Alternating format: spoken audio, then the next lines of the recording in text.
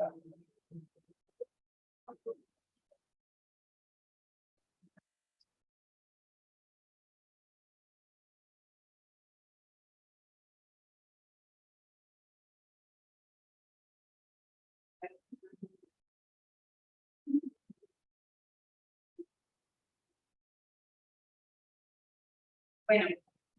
muy buenas tardes y bienvenidos todos y todas al Archivo General de Puerto Rico y a la Biblioteca Nacional de Puerto Rico. En nombre del director ejecutivo, el profesor Carlos Ruiz Cortés, y esta servidora, Rita Teresa Ayala González, archivera general de Puerto Rico, agradecemos aquí a los doctores por aceptar participar de esta actividad. Le damos la más cordial bienvenida.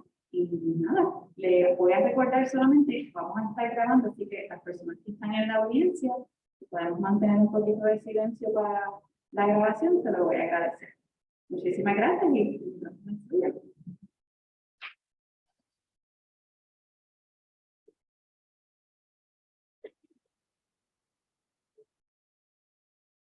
de saludo y presentar aquí a un profesor. Fíjense, mi nombre es Maggie Marrero. Cuando recibí el correo electrónico de Marcos Díaz preguntándome si me interesaba o si yo estaba disponible para un conversatorio, yo cuando veo el nombre de la persona con la que iba a estar era Chepara Letici, y yo dije, déjame si puedo enviar el email más rápido, ¿verdad? Más rápido que la. Le contesté que sí, rápido. Porque para Letici fue el lector número 5 que llegó de último minuto para mi disertación doctoral, que supone que eran 3 lectores, y no sé por qué, ¿verdad? Hicieron esta salvedad con algunas chicas del departamento que nos pidieron 5 lectores. Esa parte no estaba en el manual. Y recuerdo que lo contacté, me dieron el teléfono, lo contacté un miércoles por la noche, era como decir en agosto, septiembre del 2015, y habían anunciado una tormenta, un huracán o algo, los huracanes pues no llegan, gracias a Dios, pero se dio esta cuestión que me quedé a Dios San Juan a darle el sin conocer, sin saber de qué iba a hacer esa investigación, se la llevo. Y yo dije, pues, quizás todos los lectores han tardado 2 meses, 3 meses en leerla. Eso fue un miércoles en la noche, y ya sábado me había enviado un correo electrónico con todas las anotaciones. Y aquí yo tenía más de 400 páginas. Yo dije, pues, estaría bien aburrido, o por alguna razón, ¿verdad? Se lo llevé con un montón de anotaciones. Y yo, ok, bien, profesor. Y gracias a Paralitici, mi disertación mejoró un montón. Y cuando ya la fui a convertir en libro, pues mi libro Prohibido Cantar, pues mejoró aún más con todas las recomendaciones que él me dio, y una era una de las recomendaciones que es algo que él hace constantemente, son tablas con información. Así que yo vivo eternamente agradecida de que mi investigación mejoró mucho, y es porque cuando una persona domina un material y también le apasiona, ¿verdad?, ese tema, que como investigador pues, tiende a dar más, ¿verdad?, que no. Y es un tema que para el que domina, yo creo que, yo diría que, ¿verdad?, pues ya el doctor Niesta pues ya no está con nosotros, que era otro que trabajaba mucho ese tema de la represión, ¿verdad?, la represión política en Puerto Rico, de muchas dimensiones, ¿verdad?, desde encarcelamiento, de asesinato, represión en general, carpeteo también. Pero una persona, ¿verdad?, que no, y yo sé que tiene 8 para avanzar, pero sí es un gran conocedor, y aquí yo vine hoy a aprender. Me he estado releyendo el libro ya con una nueva perspectiva de lo que he investigado sobre carpeteo. Cuando lo leí por primera vez no tenía, y no había toda la información que hay disponible hoy en día aquí en el archivo. Y entonces ahora me lo he estado releyendo con otra mirada, y con todo lo que se le añadió, que no casi. Nada, me agrada mucho estar con usted esta noche, y así lo presento para que él dé su exposición, y después yo le haré muchas preguntas y ustedes también, imagino. Ok. Gracias, doctora Marrero. Para mí es un privilegio compartir con ella cuando me llamaron del archivo. Claro, fantástico. Así que le agradezco a Marcos Nieves Díaz por la invitación y por haberme informado que la doctora Maggi Madero iba a estar con nosotros, y también le agradezco a la profesora Irina Ayala González, directora del archivo de la Biblioteca Nacional nuestra, que tenemos que apoyarla. Este es el alma de la historia, está aquí. Así que los archivos nacionales hay que apoyarlos. Pues yo tengo una presentación del libro y después la doctora Marrero va a comentarlo, va a hacer un conversatorio. Este es compartido ahorita con compañeros aquí. Esta es una segunda edición de un libro anterior que lleva el mismo título, 750, que termina en 2004. Entonces, con esta nueva edición, es una edición revisada, muy ampliada, pero muy ampliada y sobre todo actualizada. Yo he querido trabajar el siglo XX, que es el colonialismo bajo Estados Unidos, igualmente la doctora Marrero, el siglo XX, y es la realidad actual del colonialismo puertorriqueño bajo Estados Unidos. Y esta es parte de un grupo de libros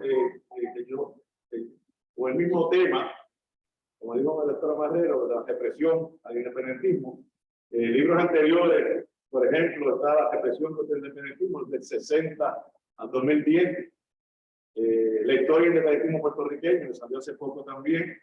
La voz no silenciada, que es un trabajo sobre la primera entrevista que se le hizo a Filiberto Vela Río en toda su vida, cuando precisamente para agosto del 85 nos arrestan a ellos y yo voy a Nueva York y logro entrevistar a Filiberto. Esa entrevista que fue publicada en un periódico diario, la publico con mucho más información. Y otro libro también muy vinculado al tema, No quiero mi cuerpo para tambor, que es la historia del servicio militar obligatorio en Puerto Rico. Bueno, entonces, ¿por qué investigar este tema? Los otros días, el historiador Néstor Duprey, colega nuestro y amigo nuestro, en la presentación de un nuevo libro publicado por Ángel Collado Schwartz, Eisenhower y el Caribe, muy atinadamente comentaba a Néstor y analizaba el por qué y cómo Luis Muñoz Marín no quiso aceptar la independencia de Puerto Rico cuando tuvo la oportunidad de hacerlo al principio de la presidencia del general Eisenhower, que estuvo de 53 a 61.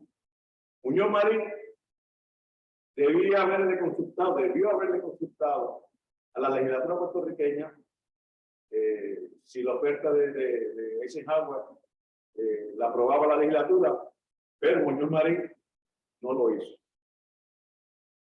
Le dio la espalda a la independencia y no se lo presentó a la legislatura puertorriqueña. Duprey muy correctamente plantea que Muñoz Marín, desde principios de 40, comenzó a alejarse de la ideología de la independencia. Este tema también lo cubre en otros libros. En esa importante década, del 40, mientras Pedro Albizu Campos y muchos nacionalistas estaban presos, Muñoz Marín no apoyó los dos congresos por independencia del 43 y 44, congresos que llenaron el sitio cubano de frente, cuando el sitio cubano era miles de personas podían asistir y eran delegados nada más. Así que te digo esto para que sepas que el independentismo en los años 30 y 40 era mayoría en Puerto Rico.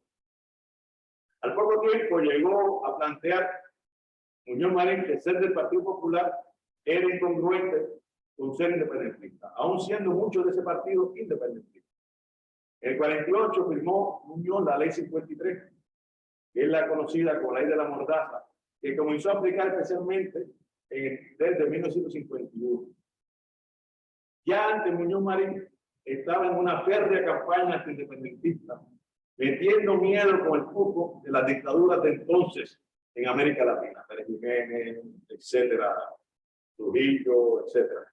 Y ni se diga cuál camino tomó Luis Muñoz Marín luego de la insurrección nacionalista del 50 y del ataque al Congreso por un comando nacionalista del 54. Los invito a leer los libros de Amílcar Cintrón, doctora Amílcar Cintrón Aguilú, historiador que ha trabajado excelentemente bien los primeros años de la década del 50 y toda la propaganda que desató Luis Muñoz Marín contra el independentismo en esa época y el miedo que insufló con la independencia Muñoz Marín. Cintrón Aguilú también analiza la paranoia de Muñoz Marín con todo lo que fuese independentismo. Muñoz Marín sabía de la gran aceptación de la independencia en el pueblo de Puerto Rico. La mayoría de la década, como le dije, del 30, eran independentistas. Solamente un partido no aceptó la independencia en 30, y fue el Partido Socialista de Santiago Iglesias. El resto aceptaba la independencia, primero o segundo opción, aceptaban. Los segundos, en mayor cantidad de votos, los independentistas, en 52. Con toda la objetividad historiográfica, Duprey se preguntaba si esa propaganda negativa, el miedo sembrado en el pueblo, la represión, la persecución contra el independentismo, los encarcelamientos y los asesinatos, entre otras desgracias, no ha sido la principal razón por la que todavía hoy Puerto Rico continúa con el dominio colonial de Estados Unidos.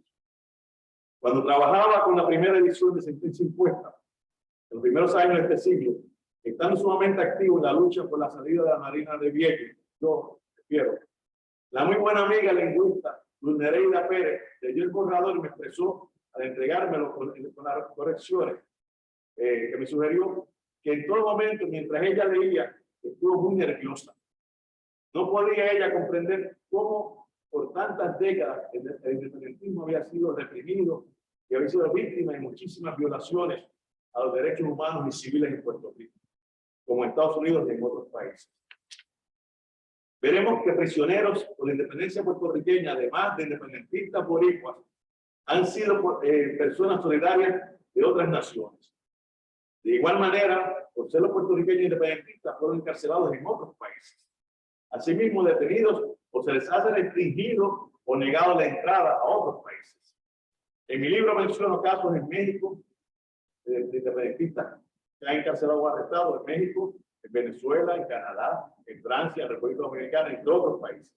Obviamente, como escucharán esta noche, muchos fueron encarcelados en Estados Unidos de estos independentistas puertorriqueños. No debo dejar de mencionar que el independentista puertorriqueño ha sido uno internacionalista. Ha estado preso y ha ofrendado su vida fuera de Puerto Rico, luchando a favor de la justicia de hermanos de otras naciones. No olvidemos los cientos que lucharon en Cuba contra el imperialismo español, especialmente en la década de 1890, cuando Cuba luchaba con Martín por la independencia. Durante el siglo XX, no debemos omitir los que lucharon contra el imperialismo estadounidense en República Dominicana en 1916 y en 1965. Y en este país caribeño también, Boricua, República Dominicana, dieron el frente para luchar contra la tiranía de Trujillo en 1959, muriendo 6 de ellos. Félix Ojeda tiene un trabajo muy bueno sobre estos casos. Tampoco olvidemos los que lucharon en contra del fascismo español y a favor de la República en la Guerra Civil de 1936 a 1939.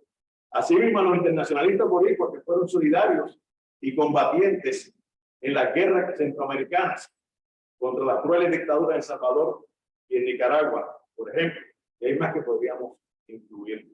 Expongo esto porque el independentismo, por un lado, se le ha anatemizado y por otro, se le ha dejado tratándolo de cómodo, de poco patriotismo y de poca bravura.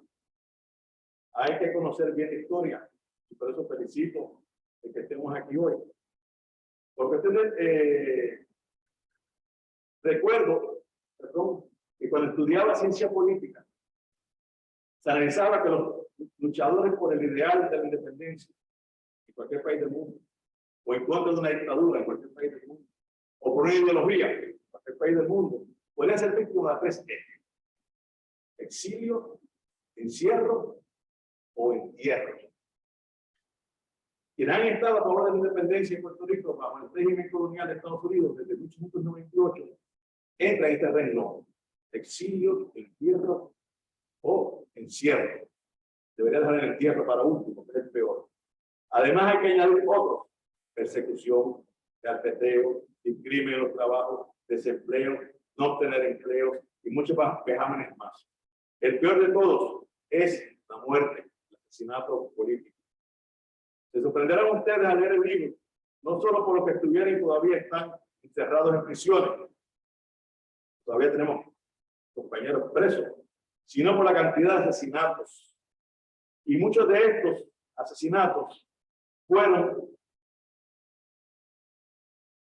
en la década de 1970, la década que nosotros, yo creo que la mayoría que estamos aquí, fuimos partícipes de esa década.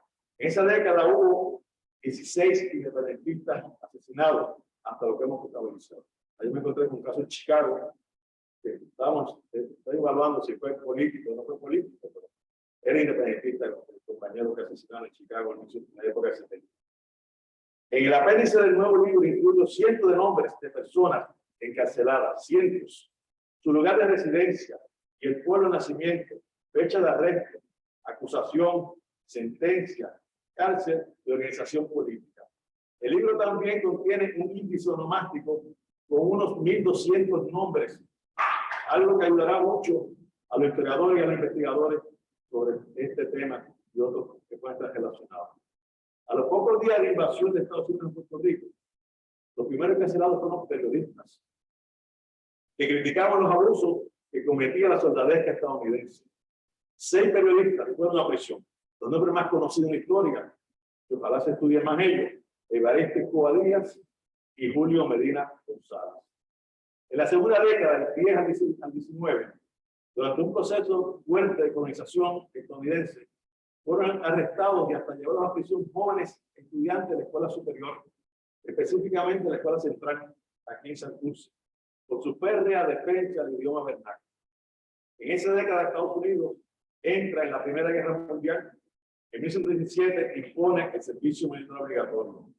Estados Unidos declaró delincuentes a más, digo delincuentes entre comillas, era su calificación, a más de 5.000 jóvenes boricuas. De estos 5.000, de este total, 229 fueron encarcelados y de entre los más de 330 arrestados. Sobre este importante tema, les recomiendo la lectura de mi libro No quiero mi cuerpo para tampoco. Para arengar en contra de esta ley del servicio militar obligatorio, aprobada en Estados Unidos el 5 de mayo de 1917, fue a la cárcel del líder sindical cagüeño Florencio Romero. Me gusta mencionar los nombres, lo hago con énfasis, porque la historia, lo que llamamos la memoria histórica, no podemos olvidarla. Y Puerto Rico tiene que tener mucha memoria, tiene que valorar esos que han dado, han hecho la historia en Puerto Rico. Fue sentenciado Florencio Romero por la ley de espionaje a 1 año de prisión en Atlanta. Por esto, lo ubicamos en la historia de Puerto Rico como el primer independentista en ser sentenciado al ostracismo, y a una prisión que será luego el lugar de encerramiento de muchos otros independentistas y nacionalistas décadas más tarde. Por esa misma ley fue sentenciado a 8 años de cárcel al reconocido periodista Vicente Malvás Capó. En apelación en el Tribunal de Boston fue absuelto. Sobre la vida y las actividades políticas de este periodista y patriota antillanista, hemos trabajado el historiador y profesor universitario en la UPR, Jaime Pérez Rivera y yo. Y si alguien quiere ocultar un poquito el programa de la Fundación Voz del Centro, está Jaime y yo hablando por 1 hora, por resumen, de la importancia de Malvás Capó. Siendo la década del 20 una muy marcada por el antiindependentismo por parte de 2 de los gobernadores estadounidenses, Emerson Riley y Horace Mann Towner, al día de hoy no hemos encontrado encarcelamientos a independentistas en esa década del 20. No obstante, fue una década de mucho activismo independentista, especialmente por el reclamo y la defensa del uso de la bandera nacional puertorriqueña. Me imagino que del himno, que es el trabajo especializado de la doctora Madero.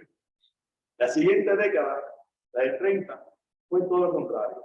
Fueron encarcelados a más de 50 independentistas, en su mayoría nacionalistas, muchos de ellos enviados a prisión a Estados Unidos. Recordarán ustedes que fueron los años de la masacre de Río Piedra, la masacre de Ponce, en la que fueron asesinadas 23 personas, 23 independentistas luchadores puertorriqueños. Entre los asesinatos hay que incluir los nacionalistas que a manos de la policía le quitaron la vida luego de ser arrestados, sin juicio, sin nada, ¿no? Recordemos Irán Rosado, Elías Bicham y Ángel Esteban Alton Jordi. Fue la década en que Estados Unidos militarizó el gobierno colonial, enviando a Puerto Rico militares con mucha experiencia y funcionarios que habían participado en mucha experiencia militar en otros lugares.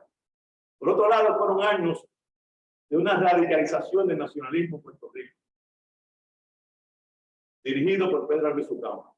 De los encarcelados no se incluye en las estadísticas nuestras las decenas de personas, son decenas, habría que hacer una investigación luego, que en protesta por la situación colonial fueron encarceladas por romper casillas postales. Recuerden que nosotros no tenemos, los sectores no tenemos correo. Y una protesta era protestar, una protesta era romper las casillas y hacer daño a los correos. Es un tema el cual hay que investigar más. Si en la década del 30 hubo decenas de encarcelamientos independentistas, los números de la década del 40 son mayores. Estados Unidos volvía a imponer una ley de conscripción, es decir, de juramento militar a los residentes de su colonia. Fíjense cómo va aumentando la represión en Puerto Rico. El número de encarcelamientos, el número de sentencias va aumentando, aumentando. Pero eso lo llevo en décadas. El nacionalismo boricua no estuvo dispuesto a aceptar esa ignominiosa ley. 5 direcciones diferentes del Partido Nacionalista de Puerto Rico fueron arrestadas y encarceladas. 5 diferentes. Encarcelaban a un presidente, vicepresidente. Venía un nuevo presidente interino, vicepresidente, y también preso. 5 direcciones. Se le acusaba de instar a violar la ley de servicio selectivo y a los jóvenes de negarse a inscribirse o hacerse el examen, o negarse a hacer el examen físico. Algunos nacionalistas fueron encarcelados hasta 2 ocasiones. La ley de servicio militar obligatorio de Estados Unidos, hasta entonces, se imponía solamente en época de guerra. Al finalizar, dejaba de funcionar. No obstante, el 48 se impone en época, entre comillas, de paz y de manera permanente. Recuerden que era el inicio de la Guerra Fría. Así, por lo tanto, van otros más a prisión en esa década. Entre ellos 6 muy reconocidos, 6, el más reconocido de ellos, reconocido por nosotros, Rafael Cancel Miranda, quien estuvo 2 años y 1 día en la cárcel en Estados Unidos. Nunca se olvida del día ese, 2 años y 1 día. Nunca lo olvidé más. En ese periodo, le digo a Rafaelito, que en el oeste le decían a Rafaelito, como yo soy del oeste, Mario, del área. En ese periodo, durante la huelga de la UPR del 38, cuyo uno de los principales era también uno del oeste, 5 líderes estudiantiles e independentistas fueron arrestados y luego enviados a la cárcel. Uno de ellos, como dije, Mario Brás.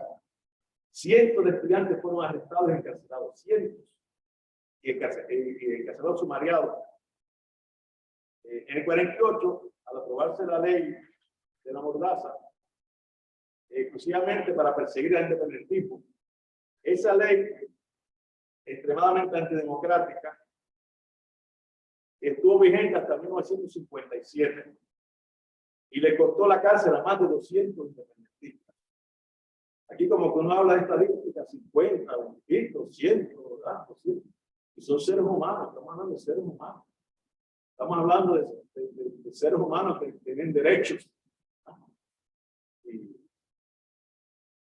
no son números. Esto lo cubriremos en resumen de la década del 50.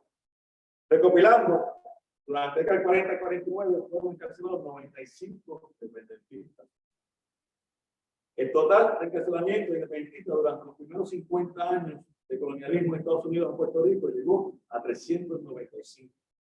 Sin incluir el encarcelamiento a los estudiantes de la escuela superior de la Central High, la escuela central, de 1913 al 45, al 15, fueron, sin incluir eso y sin incluir otros, las castillas postales, pues suman 395.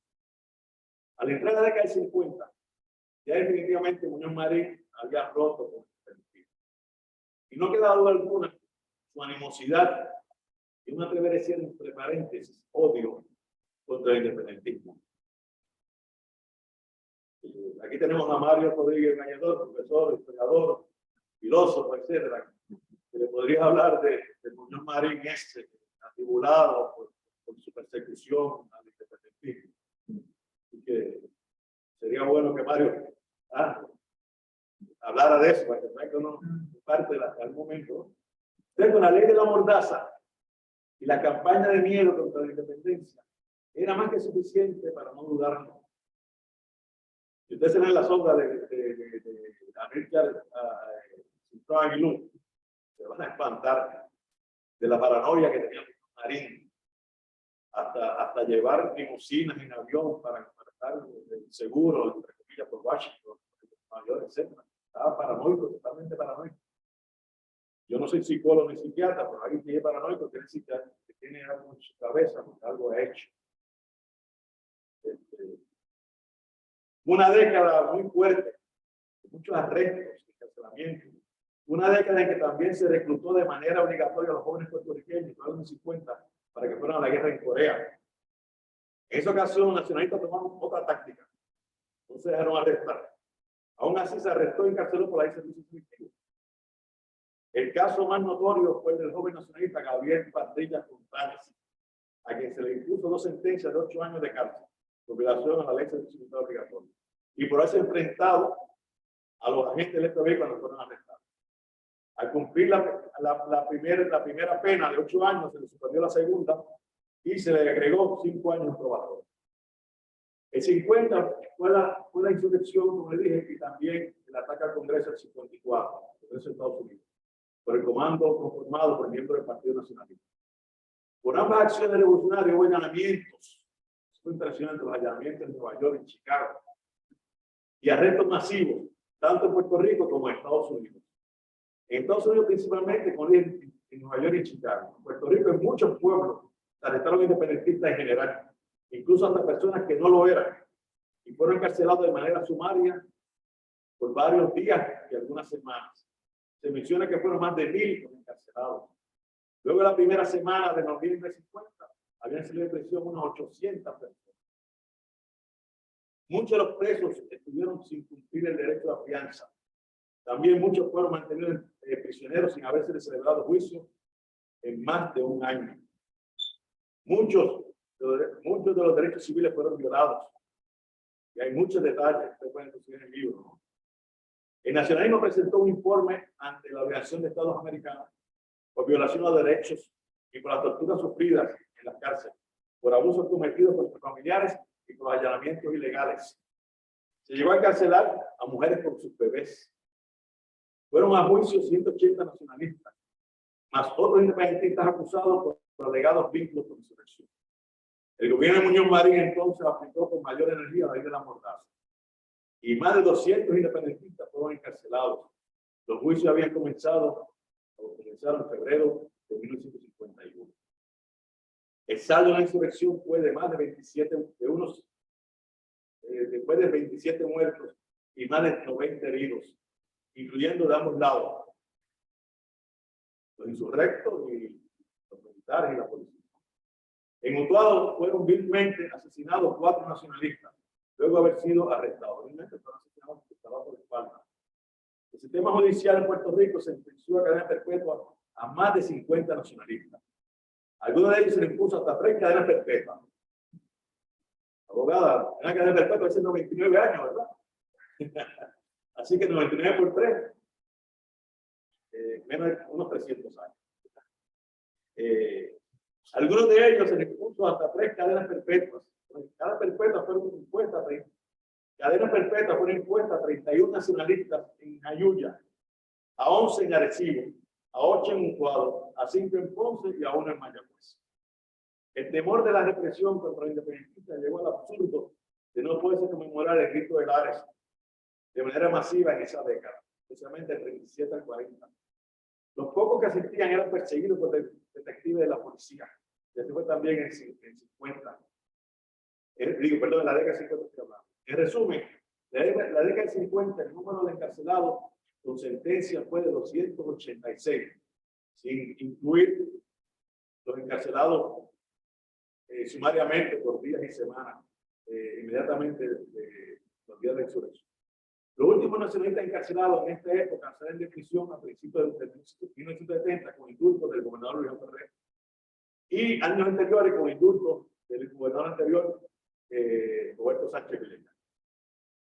El independentismo en general quedaba bastante abatido por haber sufrido tanta persecución, hostigamiento y abusos, y todavía con decenas presos, incluyendo al líder máximo del nacionalismo, Alfonso Campos, además de la continuación de la política antiindependentista de Muñoz Marín y su paranoia, a lo que habría que sumarle la represión que se desató a consecuencia de la Guerra Fría, era de esperarse que la década de 1960 no fuese una de mucha esperanza para el independentismo en general, o que fuese una de recuperación lenta con ese historial anterior, ¿verdad? De esperarse que tuviese temor, ¿verdad?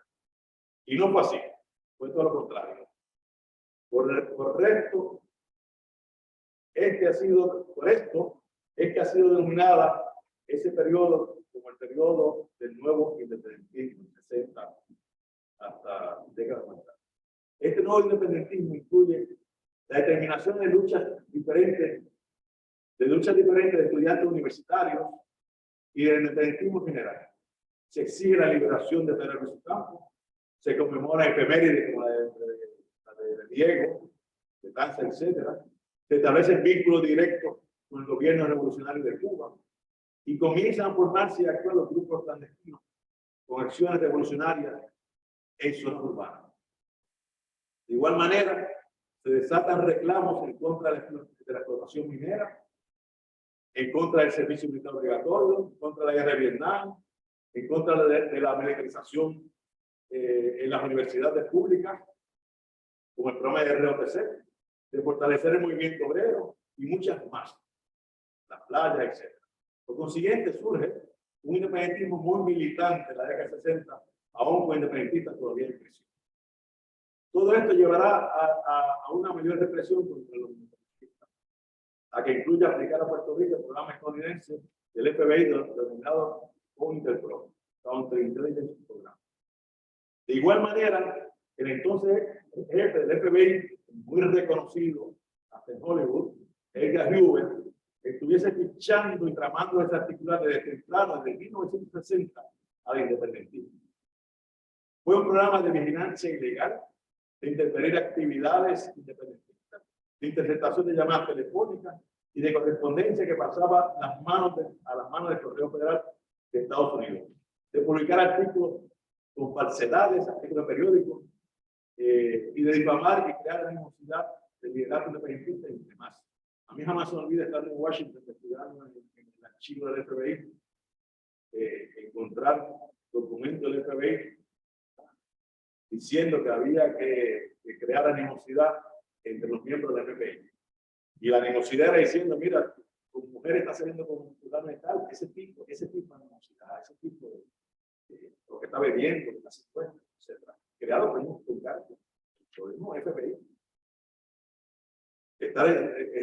Me río porque la experiencia de trabajando en el archivo del FBI no fue muy agradable. Cierra uno en barra y son bien estrictos. Estaba un poquito asustado, pero bueno, fue una gran experiencia. Este programa de Interpro estuvo vigente hasta 1971. Surgen nuevas organizaciones. Un programa totalmente violatorio de derechos civiles y de los derechos humanos, vigente por más de 11 años, o más, mucho más. Surgen nuevas organizaciones, además de la UPI, de la Junta Universidad de Independencia, fundada en 1956, también la LMPI, fundada en el Movimiento por la Independencia en 59, la Liga Socialista Puertorriqueña, fundada en 62, entre otras más que fueron fundadas en esa década. Así que, si el nacionalismo quedó casi destruido, hubo un reverdecer, un resurgir del independentismo en los años 60. La década de 60-69 fue una de gran represión e independentismo, la cual crece en la siguiente, en la 70. A los independentistas se les fabricó casos. Los denunciaban por uso de altoparlantes en las elecciones, arrestaban por pasquinar, cientos fueron arrestados por ofrecer servicio militar obligatorio y un gran etcétera. En Estados Unidos, de igual manera, surge otro nuevo independentismo con la fundación de nuevas organizaciones de puertorriqueños mayores. En resumen, entre 60 y 69 hubo 55 independentistas encarcelados. Otros que fueron arrestados en esa década esperaban juicio. Una de las décadas más trágicas y represivas contra el independentismo puertorriqueño fue el 79. Algunos que estamos aquí recordaremos esa década. Denomino en mi libro como una década de incomparable represión. Hubo 17 asesinatos políticos, 17, más de 200 arrestados, 114 encarcelados, entre ellos, y esto es importante, 24 en Estados Unidos, boricuas, no boricuas, 1 en Canadá, 3 en República Dominicana y 26 identificadas hasta ahora. Surgen más grupos clandestinos, resistencia armada puertorriqueña, y aquí vamos a estar por gran precisión, vemos una lista de esas organizaciones, comandos obreros, Fuerza Armada de Resistencia Popular, Comando Revolucionario del Pueblo, Partido Revolucionario de los Trabajadores Puertorriqueños, el Popular Boricua, Organización de Voluntarios por la Revolución Puertorriqueña, entre otros. En la década anterior se había organizado, en los 60, el Movimiento Armado Puertorriqueño Auténtico, el MAPA, los Comandos Armados de Liberación, CAR, y el Movimiento Militar Revolucionario en Armas. Mira, a lo que hay que agregar, organizaciones como el MPI, la Liga Socialista, el Partido Socialista Obrero, reconocían la lucha armada como legítima en una causa de liberación nacional contra el colonialismo que se daba en Puerto Rico a consecuencia de la invasión militar de 1898 y su imposición a la situación colonial. En esta década del 70, el independentismo fue más radical y amplió sus luchas también por la justicia social, el ambiente, la lucha obrera, etc. De igual manera, entró más de lleno la lucha por la salida de la Marina de Culebras y de Vieques. Estamos en la década del 70 todavía. En el 71 en Culebras fueron arrestados más de 20 personas por hacer desobediencia civil. 14 fueron a la cárcel de sentencia de 3 meses. Se le encarceló en Puerto Rico. Entre esos encarcelados tuvo Rubén Berrío, aquí en la Oso Blanco. En Vieques, 79, fueron arrestadas 21 personas y a prisión fueron 13, 79. En esta ocasión se le encarceló fuera de Puerto Rico. Fíjense con un caso de desobediencia civil, la abogada llama petit offense, es una ofensa, no es un delito. Van a la cárcel y al racismo fuera. A nosotros cuando nos arrestaban, recuerda, madre, algunos aquí, en esta década de 2000, de 2000, hablamos de eso, cómo en Puerto Rico nos enviaron a la cárcel. Y cuando José Serrano, el congresista, hacía de comisión civil allá en Washington, pagaba $50, $75 por hacer un sencillo, porque allá es una bobería, algunos países, petit países. Pero aquí no, aquí en la colonia es un delito. Y las consecuencias son bien fuertes. Tan fuerte que el caso mayor de justicia fue el de Ángel Rodríguez Cristóbal, quien fue asesinado en la prisión en Tallahassee, Florida. Nuestro vínculo con el pueblo dominicano es muy longevo, del siglo XIX. En la década del 70 hubo 2 casos de gran relevancia, uno en Puerto Rico y otro en la República Dominicana. En 75, 3 militantes del Partido Socialista Puertorriqueño, el PSP, fueron detenidos y encarcelados en la República Dominicana. Un caso muy sonado, de alta participación política y gubernamental de ambos países. Y diría de 3 países, pero también Estados Unidos. Se les acusó a los boricuas de transportar revolucionarios dominicanos mientras presidía el gobierno Joaquín Balaguer, gobierno también tirano y antidemocrático. Los militantes del PCP no la pasaron nada bien mientras estuvieron detenidos entre rejas en el suelo dominicano. Fueron torturados, sentenciados a 30 años de prisión. Sin embargo, estuvieron presos 7 meses gracias a la lucha que se llevó en Puerto Rico y allá en la Solidaridad Dominicana para que por fin Balaguer los indultara y regresaran a Puerto Rico. Y entre el 76 y 1976 se encarcelaron en Puerto Rico a 3 revolucionarios dominicanos con estrechos vínculos con la izquierda puertorriqueña. Todos ellos opositores al gobierno de Balaguer. Se les acusó de robo de banco, de violación a la ley de armas, sentenciados a cumplir 10 a 15 años de cárcel. Uno de ellos cumplió un término de 7 años, los otros 2, con casi 5 años de encarcelamiento en Puerto Rico, lograron de forma espectacular, con ayuda de revolucionarios puertorriqueños, escapar de la cárcel y volar fuera de Puerto Rico y llegar a la República Dominicana. Digo eso para que vean el nivel de lucha del independentismo puertorriqueño, ¿no? Hasta lograr hacer todas estas acciones revolucionarias que parecen de película. Sobre ambos casos, y la historia de los vínculos estrechos entre el nacionalismo y la izquierda dominicana con el independentismo puertorriqueño desde el inicio del siglo XX hasta hoy, estoy trabajando en una investigación que puedo publicar pronto y se van a sorprender de esa relación tan estrecha entre los dominicanos y los puertorriqueños. Pero muy, muy estrecha y muy solidaria de un lado y de otro. Está muy adelantada, espero ya, ojalá publicarla pronto. La década del 80, 89 la he llamado como la del regreso a las largas condenas.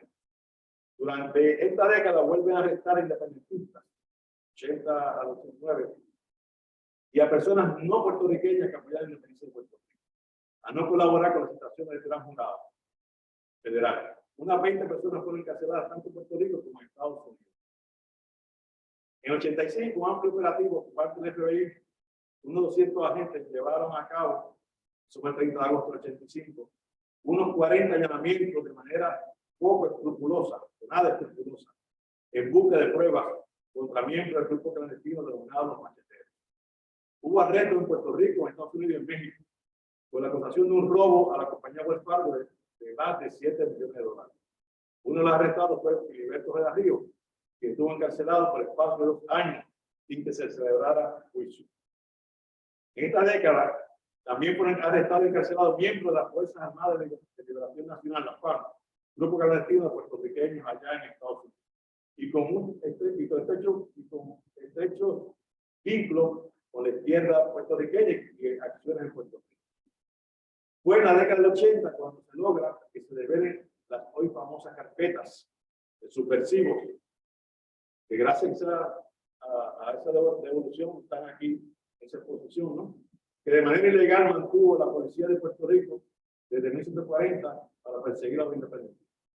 Una época de alta sentencia de decenas de años, algo parecido, aunque no de la misma magnitud de la de los años 90. Perdón, años 50. De los 68 encarcelados en esa década, en 1989, 35 eran residentes en Estados Unidos y 32 en Puerto Rico. No se puede dejar de incluir que en 1786 fue asesinado el independentista Orlando Canales Aspectía, quien era un cubano residente en Puerto Rico y miembro de la organización que abogaba para que se permitieran los viajes a Cuba. La década del 90 se puede catalogar como una de pausa, entre comillas. Es una que finaliza con la entrega de documentos del FBI en el 2000, gracias a las exitosas gestiones que hizo el puertorriqueño congresista José Serrano. Estos documentos han ayudado mucho a la historiografía puertorriqueña para poder desmantelar buena parte de la represión contra el independentismo por parte de la policía de Puerto Rico y la policía de Estados Unidos, que se le llama FBI. A finales de la década del gobernador Pedro Rosselló se disculpa en términos históricos por la persecución que ha existido por parte del gobierno colonial de Puerto Rico contra el independentista. Hasta se llegó a indemnizar económicamente el independentista, creo que con $6,000 el máximo. Este punto es muy interesante porque hasta el día de hoy, el gobierno del Partido Popular Democrático no han hecho lo propio para pedir perdón, disculpas, ¿no? Y arrepentimiento por las décadas de abuso y persecución contra el independentismo. Sería bueno intentar presentar algo en la legislatura, ¿verdad? De la memoria histórica.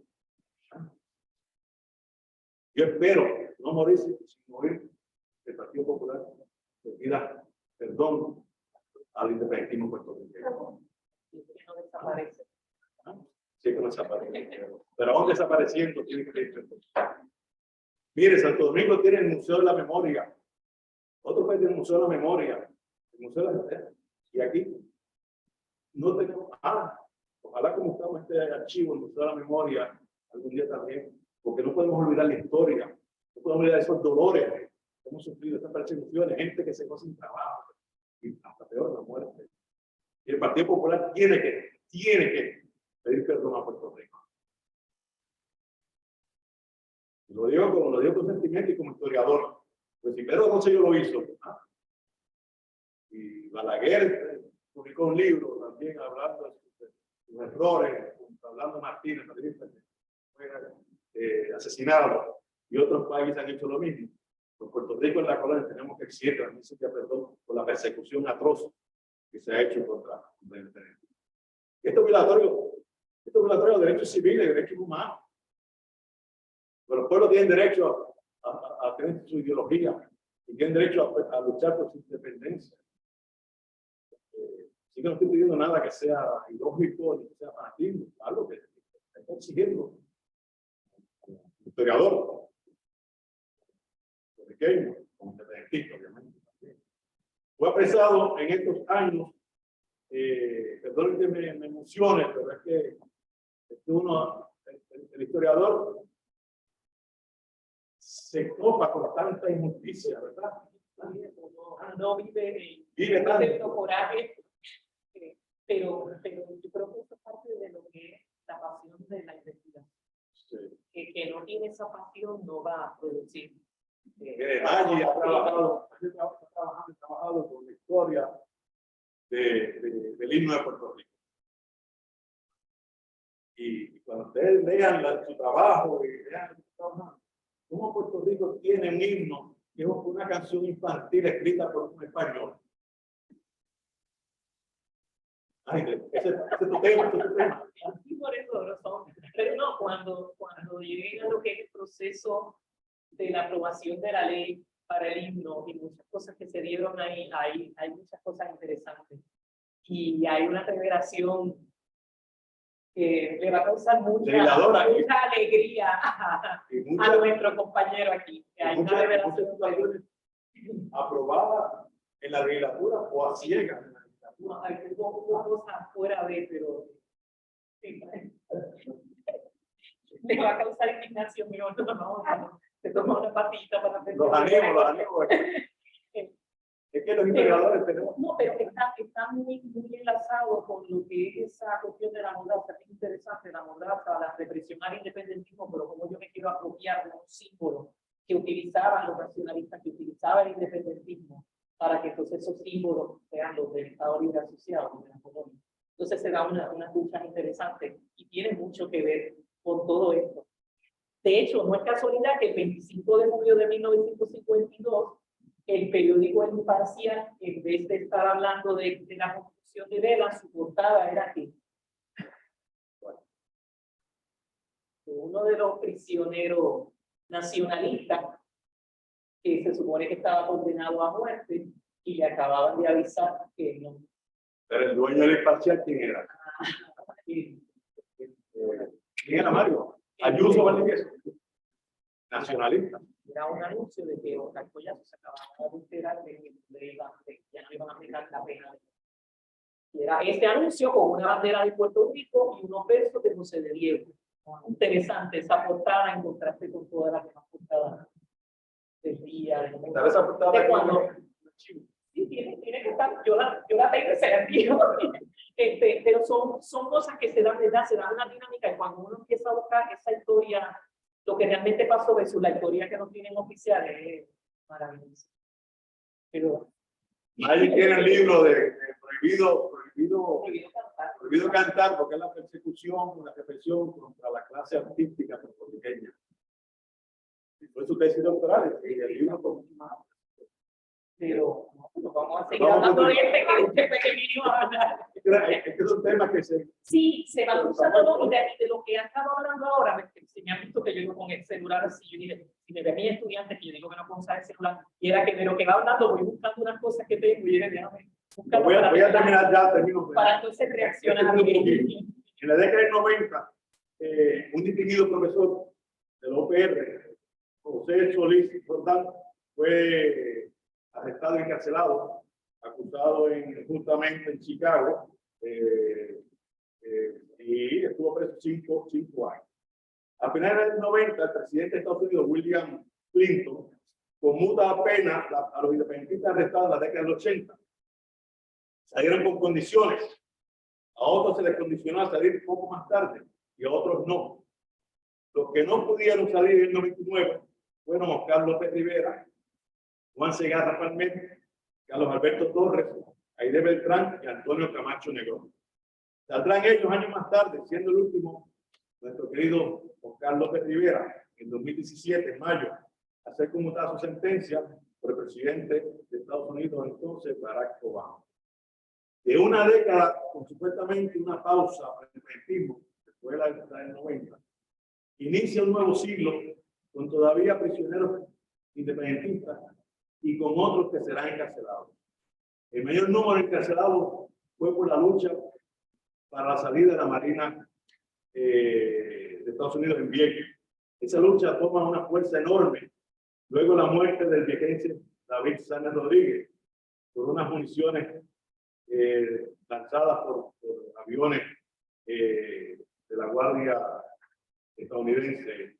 Casi de inmediato comienza la desobediencia civil en los terrenos controlados por la Marina y en los que efectuaba su ejercicio y experimentos militares. La desobediencia civil, por consiguiente, arresto y encarcelamiento no terminó con la salida de la Marina el 1 de mayo de 2003.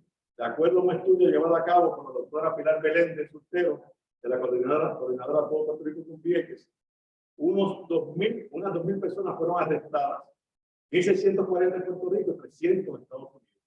Todas las sentencias impuestas fue el equivalente a más de 26 años de cárcel. Luego del 1 de mayo del 2003, personas fueron sentenciadas por la destrucción de la propiedad de los portones del campamento García.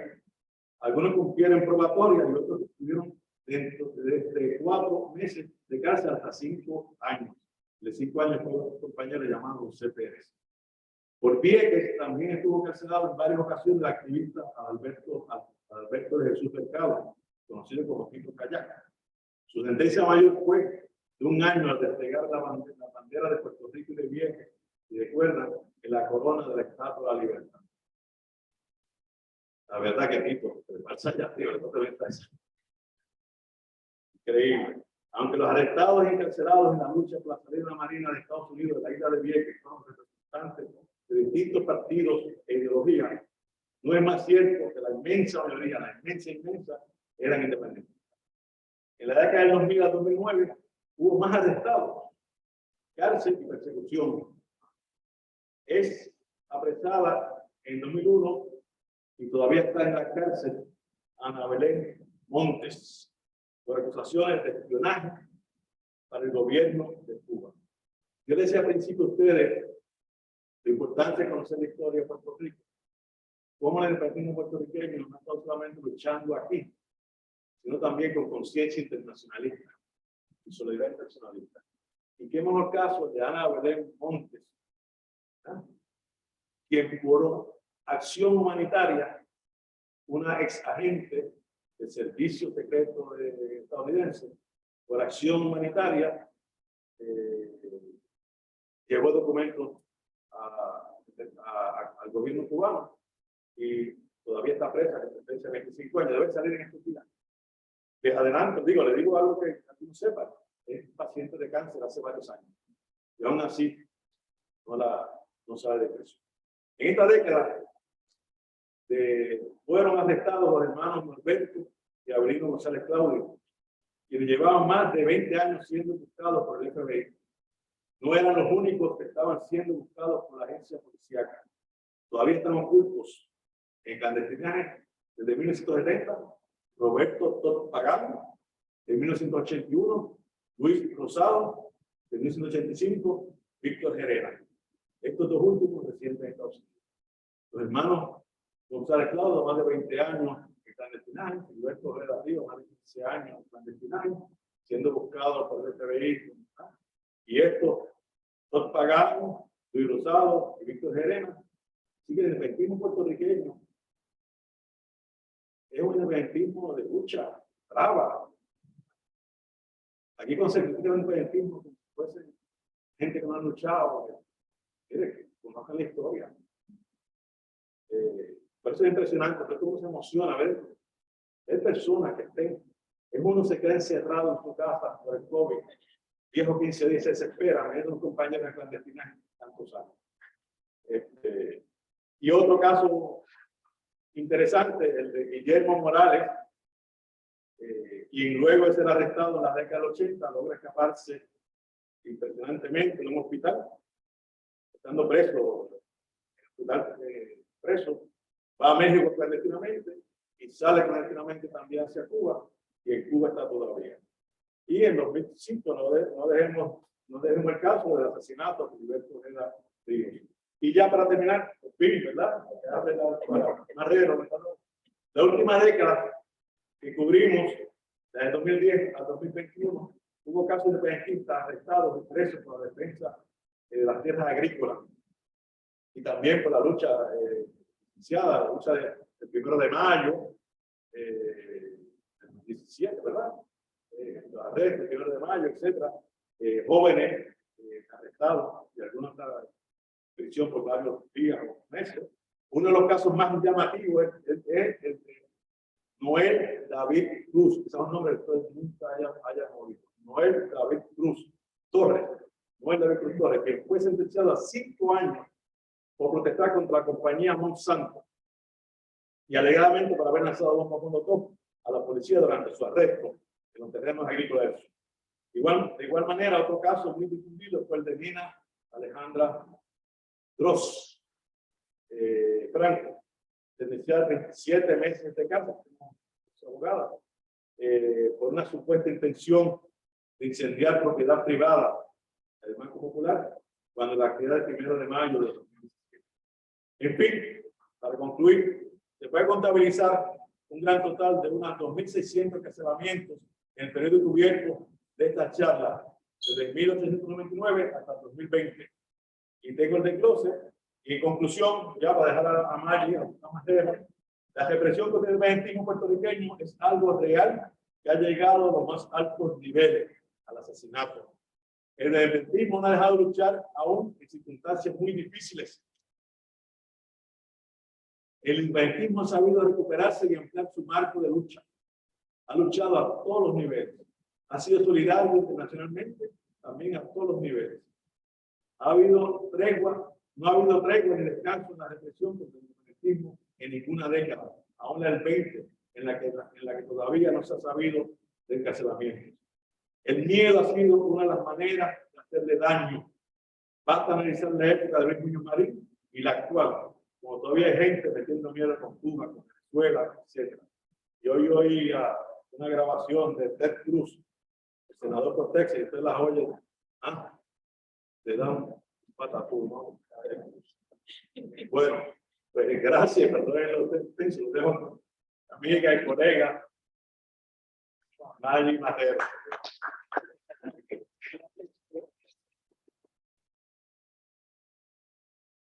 Bueno, yo tomando nota de son más de 100 años, encuentro interesante, ¿verdad? Cuando uno comienza el libro y uno se topa con el periodista, con Evaristo Escobar Díaz. Y entonces, yo como investigadora, pues siempre que veo algo bonito, por eso que yo me tardo mucho leyendo, y a veces me tardo tanto leyendo, pero yo encuentro algo interesante, entonces me voy a la computadora y me voy a los papeles a investigar, para entonces abundar sobre eso. Y entonces cuando encuentro, ¿verdad? Que hablaban de que él ponía la bandera de Puerto Rico, ya yo tenía una información sobre él, y yo sé que yo había leído algo, y era que ya yo lo había incluido en lo que estoy investigando. Y lo interesante era que, ¿verdad? En España siempre el 25 de julio es la fiesta de Santiago Apóstol. Y lo que hay, por qué casualidad que entonces invaden a Puerto Rico los americanos el 25 de julio, el mismo día, ¿verdad? Que era la fiesta de Santiago Apóstol. ¿Qué ocurre? Que en esos primeros años de los estadounidenses aquí, luego de la invasión, pues se daba esta dinámica de que había gente que era todavía incondicional en España, aunque eran puertorriqueños, pero el 25 de julio sacaban y ponían su bandera de España, en la casa, en las cosas, etc. Y entonces los que eran proamericanos, pues ponían, o los soldados americanos, Viejo San Juan, pues tuvo las casas. Y entonces él era el único, Evaristo Escobar era el único que sacaba una banderita de Puerto Rico y le ponía un crespón negro. En algunas ocasiones la subía a media asta y le ponía una moña negra como si fuera luto, simbolizando luto. Y es interesante porque en en los periódicos, y fue algo que saqué de un periódico en 1901. Así que a veces no hace pensar como que todo el mundo llegó y estaba todavía celebrando la llegada de los americanos. Dice, ayer mientras las casas de la ciudad aparecían en una la bandera americana y en otras españolas, mientras en unos sitios se daban vivas a Estados Unidos y otros se daban vivas a España, allá en la calle de la Torre, en una modesta casa, aparecía la bandera puertorriqueña media asta, en señal de duelo. Era la casa de nuestro amigo, el patriota Evaristo Boadía. Nada pues simbolizaba mejor el sentimiento de los puertorriqueños dignos que aquella enseña, perdida quizás para siempre, levantándose mustia y llorosa, como un sauce entre los alegres colores de dos banderas que representaban la dominación pasada y la dominación presente. Aquel era el verdadero país puertorriqueño, que no se humilla ni se arrastra ni envilece, el que puesto los ojos en el alma de un ideal noble, rechaza todo lo que no sea por este mundo y para este mundo. Y es emocionante cuando uno lee eso en 1901 y ya, ¿verdad? Había gente que expresaba cosas así. Y le voy a reaccionar a otra cosa que aparece en el libro, y ¿verdad? Que en los años 20, ¿verdad? Como que no hubo encarcelamiento, y eso no quiere decir que no haya habido represión. Y yo encuentro, y esto no lo encontré para cuando hice mi investigación del libro, pero para esta que estoy haciendo ahora, pues lo encontré. Y lo encontré bien interesante. Cuando se funda el Partido Nacionalista en 1922, que por cierto, ya van 100 años, ya se cumplen 100 años, el Partido Unión pues había abandonado el independentismo como parte del ideal. Entonces, el 9 de abril de 1922 es que se realiza una asamblea en Ponce donde se adoptan los acuerdos principales del Partido Nacionalista. El 22 de abril se hace el primer meeting en Río Piedras. Entonces, pues, yo ya yo en una de las cosas que busco es en qué ocasiones se tocaba el himno de Puerto Rico. De cuanto a tipo de cosas políticas, celebraciones, lo que fuese. Y encuentro que ese primer meeting que da el Partido Nacionalista en Río Piedras era unos terrenos frente al Hospital Auxilio Mutuo, que ya hoy en día esto está lleno de casas, propiedades y eso, pero parece unos terrenos bandidos que había ahí. Fue ese primer meeting. La asistencia fue de unas 2.000 personas, de las que unas 200 eran estudiantes de la Universidad de Puerto Rico. Entre los oradores se destacaron Julio Medina, Arturo Sátraga, Sebastián García, Florentino Prieto Azúa y los señores Padilla y Espino. Esto según una nota de prensa, así que no tengo más detalles. Entonces, también se dirigió a los presentes José Marcano, quien habló en representación de la Asociación Nacionalista de Nueva York. Y es verdad, ese enlace siempre de Puerto Rico con Nueva York, con los puertorriqueños allá. Y según la prensa, y esto es lo interesante, dos cosas llamaron mucho la atención. La frecuencia con que pasaba frente al meeting el automóvil del presidente de la Cámara y el cuidado que tomaba uno de los policías en llevar con exactitud en su libreta los nombres completos de los oradores. Entonces, carpeteo, antes del carpeteo oficial, ¿verdad? Que estábamos acostumbrados a hablar dentro, pues ya eso se daba, y que todavía el FBI le hubiera dado las clasecitas a la policía de cómo hacer el carpeteo. Y ese acto terminó a las 11 de la noche a los acordes del himno regional. Y el primer meeting nacionalista ha sido un éxito, vemos con orgullo que hay paz. Aquí el himno regional se refiere al himno de Puerto Rico, que le comenzaron a llamar el himno regional, porque entonces nacional se le llamaba a los Estados Unidos. Y entonces ahí pues yo lo que me interesaba a mi captar era que se había tocado la boriqueña en ese primer meeting de los nacionalistas, pero dentro de la búsqueda por encuentro de ese carpeteo. Y es interesante porque, aunque no haya habido encarcelamiento, sí, desde la primera, desde el primer meeting del Partido Nacionalista ya estaban siendo perseguidos. Y eso era más relevante, no puede ser. Cuando ya empiezo a releer el libro en esta nueva edición, que está excelente, más grande el formato, la letra más grande, para los que ya no podemos ver muy bien, con esos 20 años, 22 años extra, las tablas, la fotografía, la calidad de papel, todo esto mejoró muchísimo, la portada me encanta.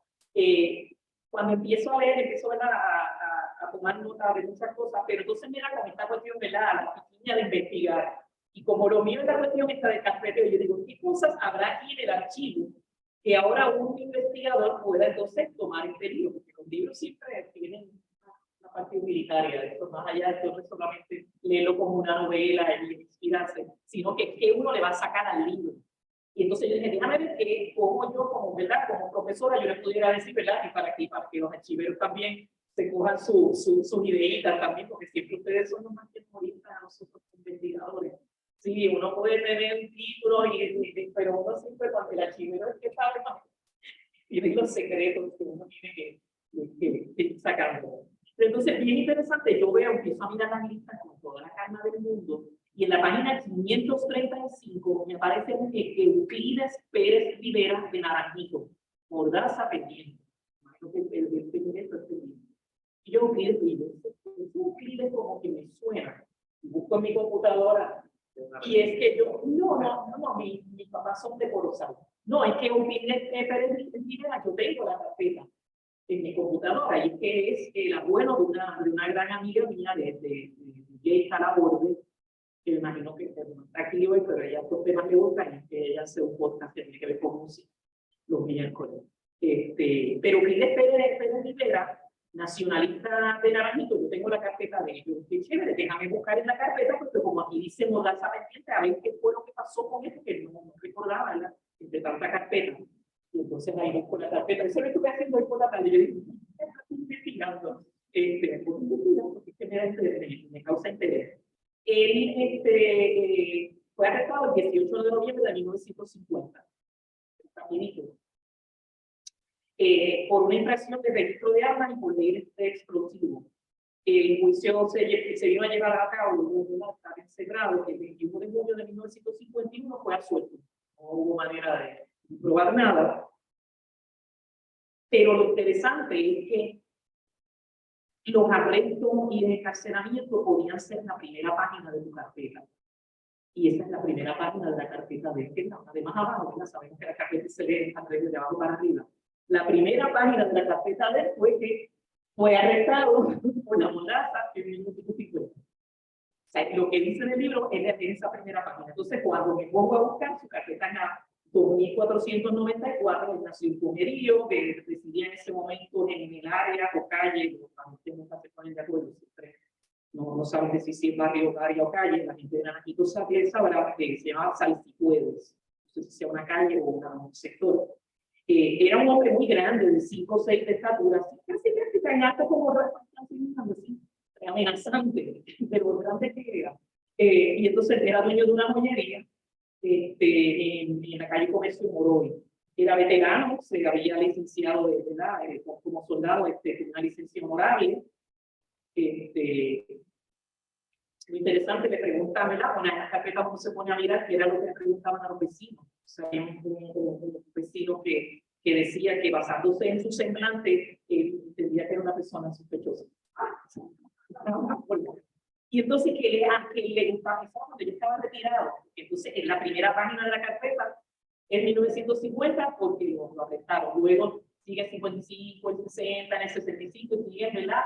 Persiguiendo al hombre, ya entonces el hombre estaba retirado, le preguntan a los vecinos, ¿y qué? Pues no, él no habla con nadie, lo que busca es beber, y cuando se emborracha empieza a decir, en su campo, y yo me estoy rico, y yo, bueno, si van a arrestar, ¿verdad? Que ya la gente aquí, en este país la gente se da reparo, que hasta la oriqueña, que hasta el de luz, entonces ya todo el mundo. Así que eso lo hacía peligroso, parece. Lo interesante, ¿verdad? Pues como en la carpeta que sacaba toda la información, si había votado o no había votado en 1964, así que era bastante sospechoso, que ¿verdad? Era un rebelde, porque sabemos que en 64 la cosa, ¿verdad? Que hubo toda esa campaña para que no votara también, y manejaba un golpe. Más arriba, en la misma tabla, aparece Feliciano Pérez Rivera, de Naranjito, si tiene que ser familia, pues si era hermano. En la carpeta de Euclides aparece como hermano, y aparecen los nombres de todos los hermanos, Carmen, Juan, los que el papá se llamaba Domingo, la madre Juana, la descripción de la casa Toby.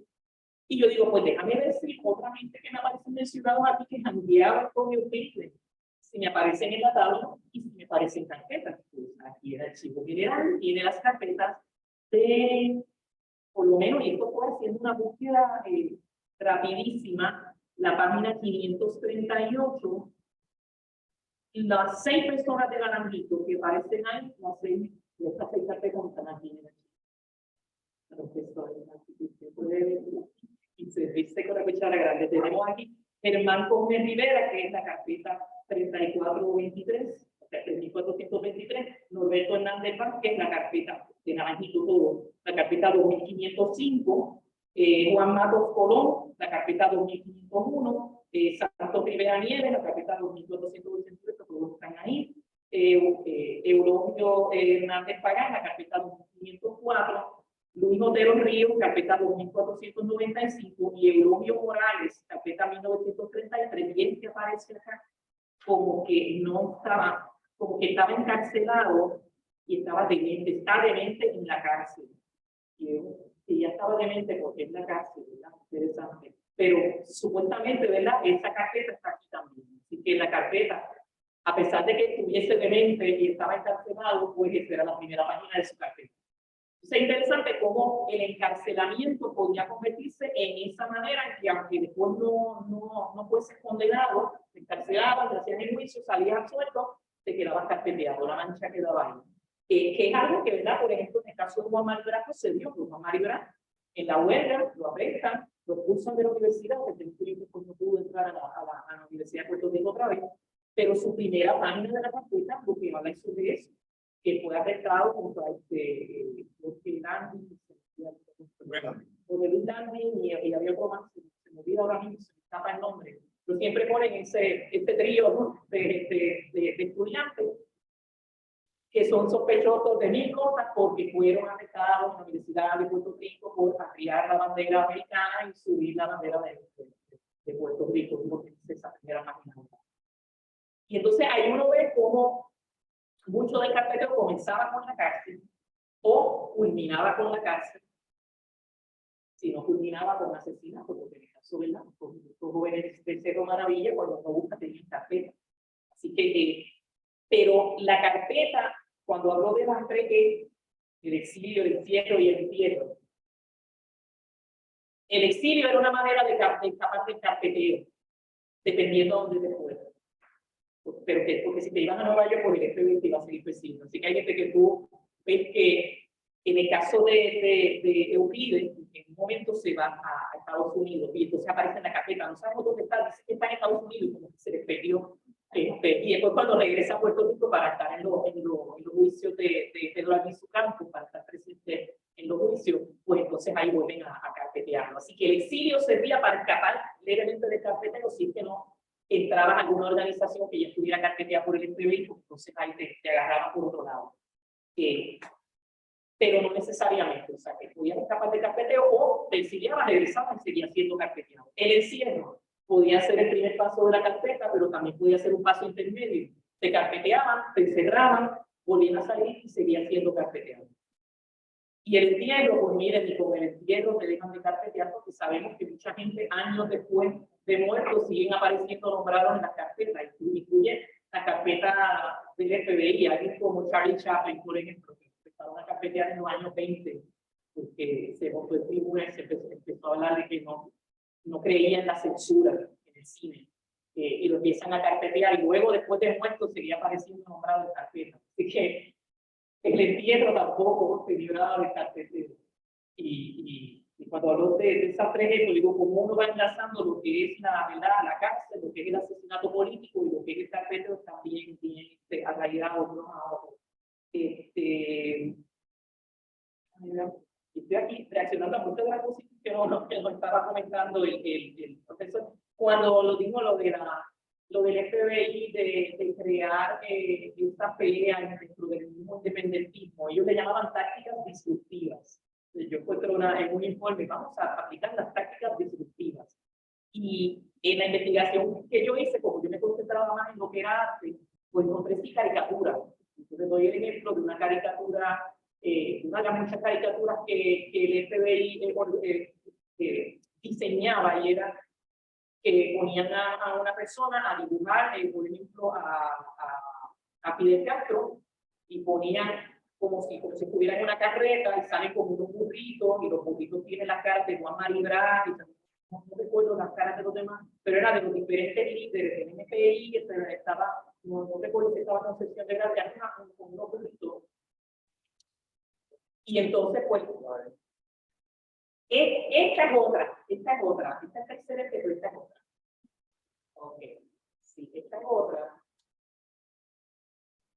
acá es Juan Maribel, y entonces tiene aquí, ¿verdad?, diferentes líderes, sí, como si fueran líderes. Pues era una que se parece a esta, pero era Fidel Castro montado en una carreta, y entonces quienes están tirando desde la carreta son 2 o 3 políticos, y entonces estos políticos tienen caras de diferentes políticos de la.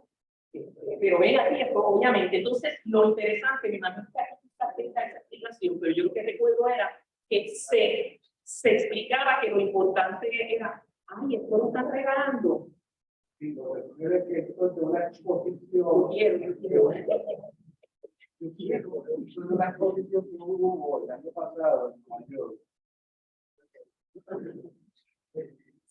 Un amigo fotógrafo que me contó que de las carpetas allá y Esto va para Bueno, no sé si por allá tenga esa explicación, pero en el que yo les estoy hablando, que sale Fidel Castro, con una de las páginas previas o la que viene luego, explicaba que había que sacarle muchas copias a esta caricatura y enviarla a diferentes líderes del NPI, de diferentes organizaciones independentistas, pero que había que enviarla desde el correo de la UPR de Río Piedras, para que cuando esa gente recibiera esa carta con esta caricatura, ese papel con la caricatura, pensaran que había sido un estudiante de la UPR el que había enviado la caricatura. O sea que hasta eso lo planificaban. Ahora vamos a hacer una caricatura desde qué correo postal, que la UPR tenía un correo postal hasta los 80, creo que fue.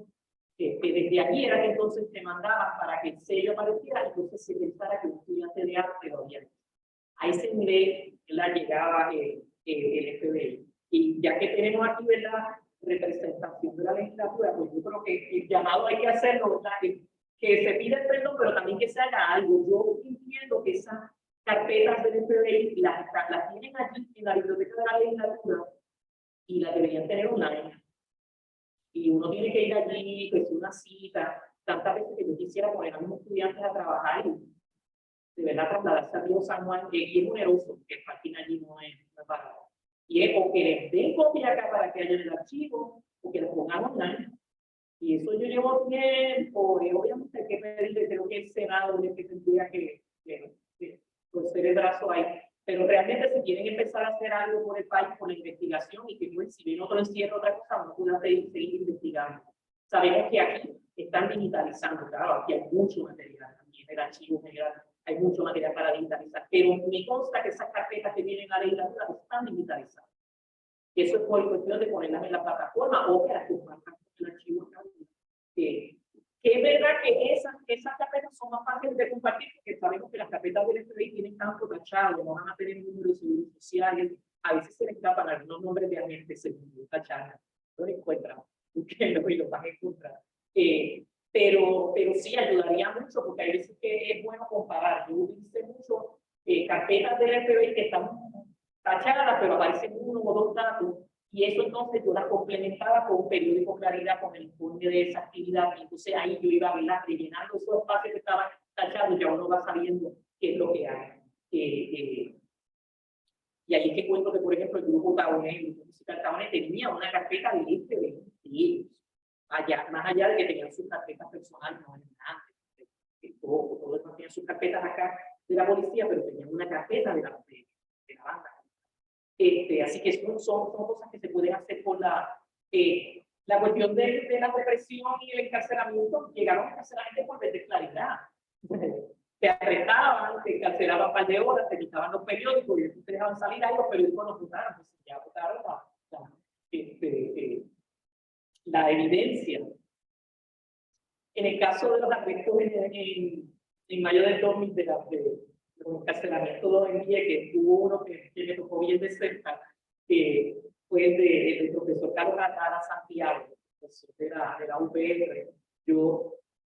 Él era mi director de tesis en ese momento, entonces 4 de mayo yo prendo el televisor y veo que él está gritando en el suelo. En ese momento estaba bien bonito, antes de que él trabajara y antes de que estudiara leyes.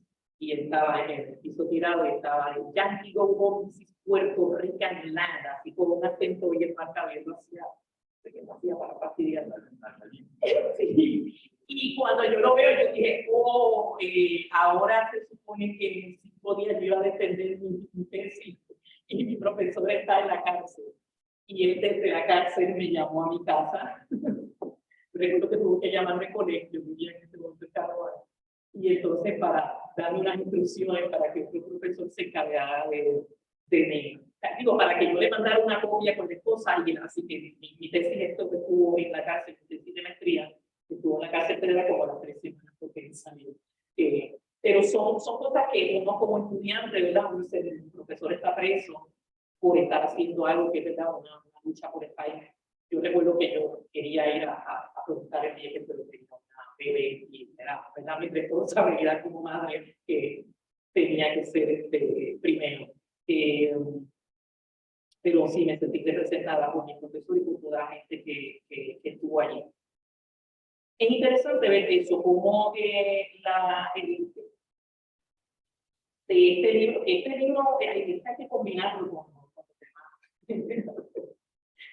Hay que, si era estudiante, usted se lee este libro, pero entonces el de No quiero mi cuerpo para tambor, es un complemento excelente, porque no necesariamente ahí vamos, ¿verdad?, por la causa independentista, sino, ¿verdad?, por que muchos de eran independentistas, porque se negaban a entrar al ejército, pero sí complementa muy bien un libro con el otro, aparte de la represión al independentismo puertorriqueño, también. La cosita, hay muchas cosas, pero también tiene que leer el libro. Un poco le voy a decir todo. Déjame ver. Lo de las personas, ¿verdad?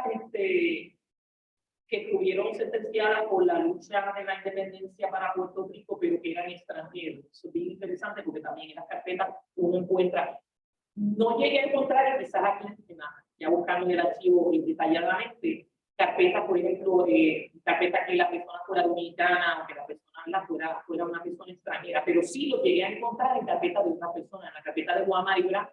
Ahí, ¿verdad? He mencionado muchos dominicanos, he mencionado, ¿verdad?, mucha gente extranjera y en muchas de las actividades, entre la música carpeteada, aparte de la boriqueña, era por el himno dominicano, el himno cubano, o sea, lo tocaban en las actividades y era porque habían personas presentes. Y eso sí lo recuerdo haber visto, pasa que los nombres no los recuerdo ahora. Y entonces ahí tendría que uno hacer esa investigación cruzada con la carpeta de Juan Maribra, que como están online, pues más fácil, están digitalizadas, uno puede buscar un nombre, buscar un dominicano, y de ahí entonces recoge el nombre, y entonces buscar esos nombres aquí en los archivos que ustedes tienen, ¿verdad? En las listas que ya ustedes tienen digitalizadas, y uno empieza a hacer ese encuadre.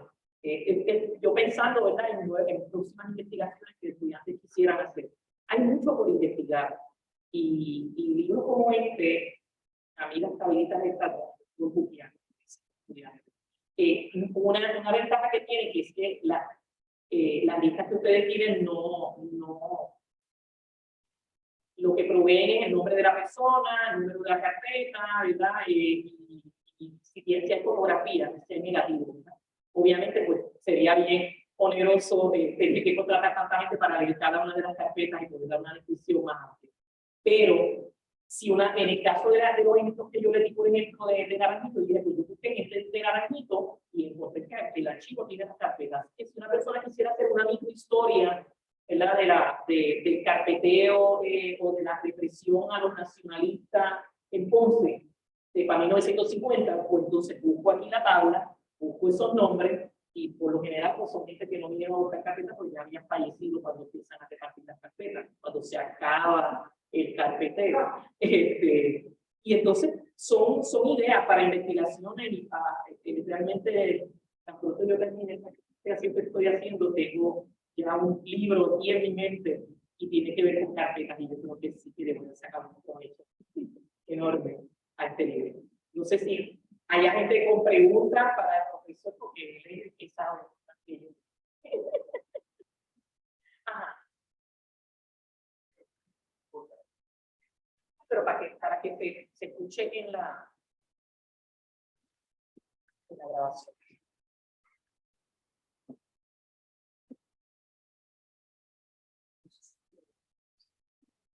Yo tengo dos preguntas. La primera es, ¿cómo desde la academia se fomenta o se propicia esa investigación de Puerto Rico de los 50 años adelante, buscando temas que a veces no se visibilizan, por ejemplo, el activismo de la mujer en los años 60, ¿no? Tanta fotografía, tanta participación de las mujeres, ¿verdad? Mujeres, con el servicio militar obligatorio, derechos, ¿verdad? Tema ambiental. Otro tema también que a mí me ha llamado la atención y se mencionó es algunos libros hablan de esa migración puertorriqueña en los 70 a Estados Unidos por la situación económica. Lo sabemos de muchos que estaban en organizaciones que quedaron sin trabajo, y esa es una parte de la reflexión de la que vamos a quitar trabajo, como dijeron, y por eso hacían que estudiantes de recién graduados que trabajaban en bancos, compañías de carros, en el mismo gobierno, pues se montaron a irse afuera porque no conseguían trabajo.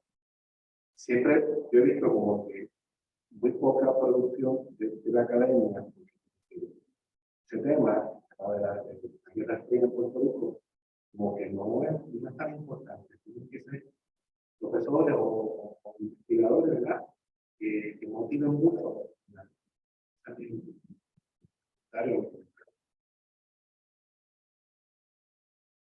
Yo tengo una crítica, y eso no sé, va a haber gente que no le va a gustar, pero es muy cierta. Y es que hay gente, y esto pasa en todas las disciplinas, no solo en la historia, que terminan su maestría, su doctorado, hacen una tesis y luego no vuelven a investigar.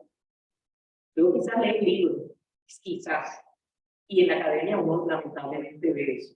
Y eso tiene que haberlo visto porque gente muy inteligente, muy capacitada, y no vuelven a investigar. Entonces no es lo mismo yo esperar a que alguien investigue para yo tomar los datos que esa persona trabajó por años, para entonces quizás lo suelto en una página de Facebook y para que la gente piense que soy la más inteligente, versus yo meterme a estudiar, investigar, venir a los archivos, porque este es el trabajo. El trabajo es eso, venir aquí a molestar al archivero y preguntarle y seguir indagando y seguir, encuentras un libro, lo lees, encuentras un dato ahí y eso te lleva a buscar otro archivo, a volver a preguntar, a volver a investigar para ir construyendo el conocimiento, porque esto es un ladrillo más, ¿verdad? En esa pared altísima de lo que es el conocimiento, cada libro, cada investigación bien hecha. Pero si las investigaciones o los libros se reducen a que yo tomo 2 o 3 libros y entonces escribo bien bonito, no sé, habrá gente que se imaginará, ¿verdad?, de qué uno está hablando. Y el problema es ese, si uno no investiga, ¿qué uno va a motivar a un estudiante a investigar? Que quizás vas a hablar de lo mismo, que quizás hiciste tu tesis hace 40 años atrás, 30 años atrás, y no volviste a investigar nada, y cuando un estudiante viene a preguntar, el profesor te da la misma idea de lo mismo que hizo hace 30 años atrás, porque ni está enterado de qué nuevas fuentes hay. Yo he hablado con gente que no sabe, y no es sobre el carpeteo, porque digo, cada quien se especializa en muchas cosas, de la historia de Puerto Rico que yo no sé, muchísimas. Pero uno pregunta. Y si yo no sé de algo, pregunte para sentar un archivero, lo ellos saben, tienen los secretos. Yo estoy más positivo. Los trabajos que están saliendo de la academia americana, yo más de Puerto Rico del Caribe, UPR, y afuera, ahora mismo, con la Mario me llamó de la Universidad de Colorado, alguien que tiene una tesis sobre Vieques, muy buena, en inglés. Los trabajos que están saliendo ahora de la academia, muy buenos, y están desmenuzando la década de 60 en adelante. Estamos comentando tú y yo ahorita, antes de comenzar, que muchas historias de la que se quedaban encerrados en el siglo XIX y otros siglos. Nosotros hemos dedicado al siglo XX. También el siglo XIX y el siglo XX, el siglo de dominio colonial de Estados Unidos en Puerto Rico, el que estamos viendo ahora. Está haciendo un trabajo muy bueno. Yo acabo de escribir una tesis sobre el Gran Jurado en Puerto Rico. Excelente. Otra sobre Interpro, hace 2 años, pagando. Estoy ahora con una del Partido Socialista Obrero, con los arrestos de Culebra. Otra ahora de Filiberto Ojeda y el caso de los tribunales. El 60, saliendo trabajos buenos, que están quitándole el pelo más todavía al colonialismo de Estados Unidos en Puerto Rico. Antes no se tocaba, Pero son trabajos que están saliendo a pesar de, porque cuando uno ve lamentablemente, ¿verdad? El sistema de educación en Puerto Rico, esos libros obsoletos, entonces el maestro, si lo que va a enseñar es lo que dice el libro, porque tampoco el maestro lee otra cosa aparte, pues bien difícil. Así que en el caso salen investigaciones buenas, pero es porque la gente quiere, porque quizás ese estudiante tiene un buen profesor que lo motivó y que le dijo, vamos a leer esto otro. Pero a la pregunta que estaba haciendo de con qué los profesores, pues mira, hay gente que no motiva porque es que si ellos mismos no. Y yo creo que ocurre en cualquier profesión, ¿verdad? Digo, de ahí es que no es un profesional. Profesional no es porque tienes un diploma o pasaste una reválida. Profesional es porque te estás preparando todo el tiempo. El médico que realmente es profesional está educándose todo el tiempo. Y el contador también está tomando educación continua. Porque en el caso de los investigadores, tenemos que investigar. Porque de lo contrario, o sea, y cuando uno investiga, entonces cuando relees otro libro, dices, wow, mira, acabo de descubrir una cosa, pero es porque ya habías investigado. Y ocurre toda la profesión de los abogados. Si vas a decir, si vas a hacer lo que dijo el testigo nada más, no investigaste más nada más documentación, otros testigos, pues te vas a quedar en una sola cara de la verdad. Déjame ampliar algo más el comentario tuyo. Represión, estaba hablando de la represión sobre algunos independentistas, ¿no? Aquí fuera. El caso de Lorenzo Piñero, fundador del MPI, fundador fue miembro de la Partido Nacionalista, etcétera. Era abogado, se graduó de Derecho allá en Estados Unidos y tuvo que estudiar Derecho otra vez porque no le reconocían la carrera. 2 veces estudió Derecho para poder ejercer como abogado. O sea, que la represión ha sido hasta en ese plano. Y Juan Mario Braco, como mencionaste, que no fue aceptado aquí, y otros más. No volvió por oriente, se tuvo que ir a estudiar a México y después para aceptarlo en la Universidad de Puerto Rico, se fue un lío. Ha sido muy difícil. Digo usted, Mario. Sí.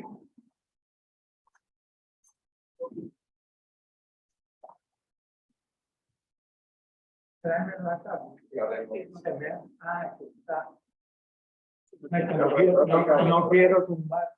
Sí, es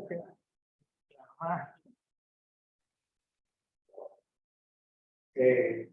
Son 86 años que acabo de cumplir y mucho palo y mucha palo de los de palo de verdad. Yo, el Chedi lo hace. Le voy a hacer una cosa. Primero quiero agradecer todo esto. Bueno, es maravilloso oírlo. Yo de hecho tengo hasta ganas de llorar, que no suelo tener mucho. Trago las lágrimas. Por punto número 1. Yo quiero que, y siguiendo un poco lo que han terminado ustedes hablando, en ese nuevo independentismo, ahora yo creo que el nuevo independentismo para tú, me imagino, ¿verdad? Pero eso me imagino, lo que yo me imagino no importa aquí. Yo creo que nosotros tenemos que reflexionar, investigar y archivar y desarchivar y todo eso. La ramplonería que la historia demuestra de estos que nos están haciendo la vida y nos han hecho la vida imposible en Puerto Rico. Ver a un superintendente, a ver, no sé ni cómo se llama, ¿verdad? Porque eso es parte del brujo este, de la policía hablando de lo que él entiende que le pasó a ese muchacho aparentemente dominicano, que le metieron 16 balazos, ¿verdad? Sin él estar por robarse un carro que no se robó. Y digo, ¿y cómo habla de esto? Porque yo quiero decir positivamente, ¿verdad? Que debemos estudiarlo bien para apreciarlo bien y para no jugar el jueguito de ellos. En la educación universitaria, ahora le dan a uno hasta lo gradúan y quedan los billetes para arriba, porque ahora sé prender fuego. Estoy exagerando, pero hay cosas peor, más sencillas que están dando, que yo me imagino que los próximos serán maestrías y los próximos serán doctorados en prender fuego, o qué sé yo, que estamos perdiendo el tiempo. Ya a mi edad, pues ya uno no así para el frente, como veíamos hace un tiempo en la vida, ¿verdad? Esta no se nos acaba y hay que caer en la cuenta de que esta gente, ni las leyes, ni nada, ni la decencia, ni la compostura personal, nada de eso. Y yo espero que el próximo libro del independentismo, Part 2, ¿verdad? El nuevo independentismo, analicemos todo. Hay que analizar a todos estos locos como Muñoz Marín, Triamón, esos próceres que tenemos ahora ahí y hasta que celebramos días de ellos. Y esta gente fueron unos maltratados por su mente, ¿verdad? Y en todo caso lo llevamos a psiquiatría. Tengo muchas cosas más, pero usted sabe que si yo cojo esto, me tiro por ahí para abajo. Pero gracias y ojalá que le den un poquito de pensamiento a eso que yo estoy diciendo.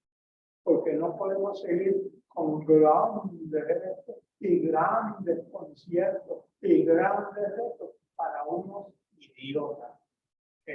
Ellos no se lo merecen. Nosotros, Dos comentarios. nos merecemos. Yo creo que para el archivo, profesora, directora, también archivero, sería interesante, porque se ha hecho en el Archivo Nacional, en el Archivo de la República, en el Archivo Nacional de la República en Santo Domingo se ha hecho, Archivo General de la República, en otro archivo también, recoger memoria grabada.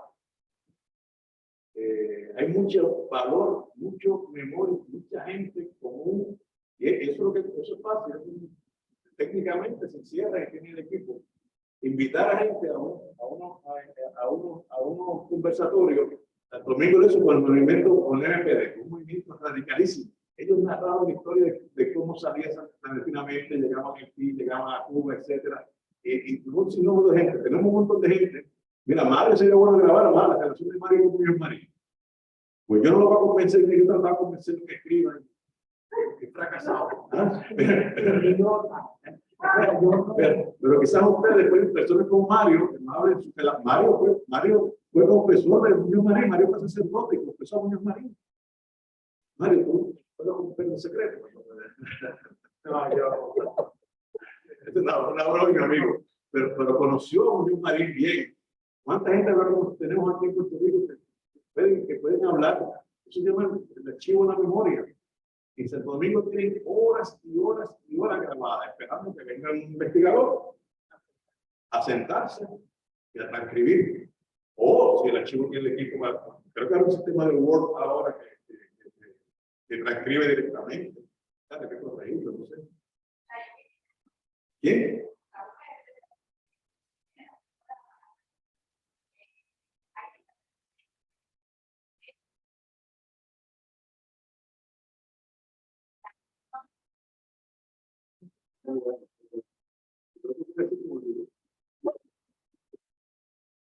El archivo de la memoria.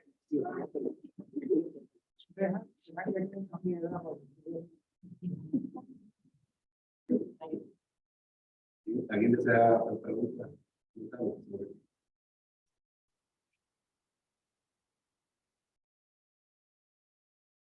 Muchas gracias por la conferencia y por el libro. Es que hoy, por lo menos, dos comentarios, uno que tiene que ver con sitios de información, y a pesar de que coincido con todo lo que ha dicho de Mundo Marín, en el archivo de la Fundación Mundo Marín, la parte de seguridad pública es algo que tenemos que ver los instrumentistas, porque hay toda la información de un nivel distinto, porque las carpetas que hacen los policías para la investigación. En el archivo de Mundo Marín lo que hay es lo que le llegó el gobernador vio antes de que lo ajustaran. Y eso está aquí. Lo que prueba, obviamente, que el gobierno directamente tenía todo conocimiento. Por ejemplo, algo que yo vi, que lo dice el libro, pero no esa información quizás no estaba en el momento. Hay un informe completo de David Marrero, que es el comunista que atesta en el 50 y en el 50, que murió deambulando y con la cabeza perdida. En el 2000 murió hace tanto, relativamente. Hay un informe que es de agosto a él lo afectaron en octubre, donde está todo quién es él, cuántas veces lo han afectado. Evidentemente, cuando afectan el 50, saben a quién están afectando y por qué lo están afectando. No tiene nada que ver, de hecho, es un caso, uno podría discutirlo con más profundidad y él cita las veces que el compañero estudiante y contrató en el. Lo otro que yo creo que es importante en relación a lo que he hablado del archivo de la memoria, el profesor Keren Lugo, él hizo un trabajo en la Interamericana que me dice un compañero estudiante de la INTE que esto está archivado y eso no mucha gente sabe que existe. Sería bueno quizás que el archivo general y la Interamericana, que parece que no le tiene mucho cariño a este proyecto, que se traigan esas cintas por acá, porque bajo él se entrevistó a todo el liderato sindical de los 40 y los 50. Y está allí. La gente ni sabe que existen estas grabaciones, que algunas están prescritas, pero mucha gente no sabe que existen. Porque está en un archivo que prácticamente el acceso es bien difícil. Nada, por lo demás, muchas gracias. En el logo fue lo primero que empezó con la traición moral. Juan Manuel Delgado trabaja mucho en historia oral. En la Interamericana, porque yo di clase allí, ya no fui allí. Sí, ellos tenían un proyecto de historia oral, creo que tienen hasta un espacio físico para eso, pero el último director que tuvieron, no sé si porque se retiró, es un proyecto que está ahora.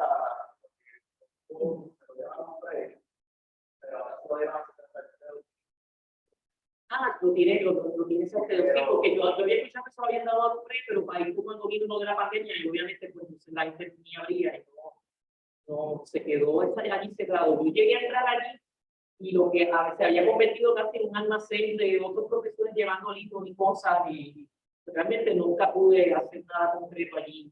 Sí, llegaba en la cita, llegaba en el estatus ahora mismo, pues desconozco, pero ojalá que lo estén trabajando. La cuestión ahí está en quién yo entrevisto. Puedo tener un archivo, ¿verdad? Un proyecto de historia oral, pero sé que ellos para el centenario de la Interamericana entrevistaron mucha gente relacionada con el centenario. Pero hay esta cuestión de tener unos proyectos de un interés específico. Entonces, vamos a entrevistar a esta gente sobre este tema. Y esperar a que las universidades lo hagan.